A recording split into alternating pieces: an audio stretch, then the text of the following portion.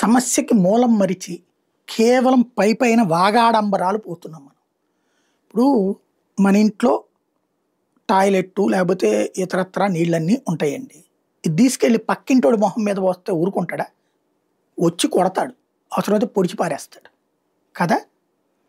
అదే ఒక మందుల కంపెనీలో, ఒక ఆక్వా కంపెనీలో ఇట్లాంటి వాళ్ళు వీళ్ళ వాటర్ తీసుకొచ్చి భూమిలోకి తోసేసి పక్కన ఉన్నటువంటి వాళ్ళ పొలాలకి లేకపోతే కనుక సముద్ర జలాలలోకి పంపించేస్తే అది ఎవరికి సంబంధం లేనిది ఎట్లా అవుతుంది నాకు అర్థం కాలేదు.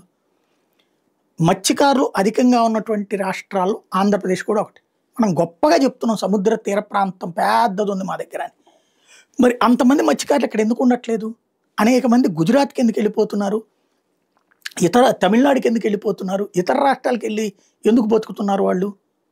కుటుంబాలు ఎందుకు వలసపోతున్నాయి?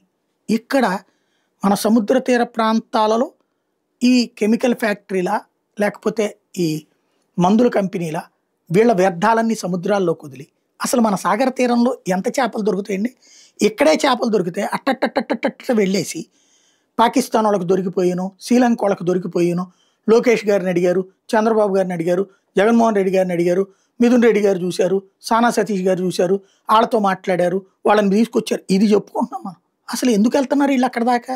చేపలు దొరికితే చేపలు ఎందుకు దొరకట్లేదు?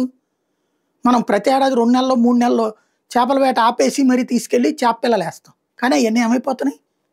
ఎందుకు చచ్చిపోతున్నాయి? ఎందుకు అక్కడ పెరగట్లేదు? ఇక్కడున్న వాటర్ కలుషితం ఎట్లా పెరుగుతాయి? దాన్ని మూలాన్ని ఆలోచించకుండా కేవలం హైడ్రామా నడుస్తున్నది.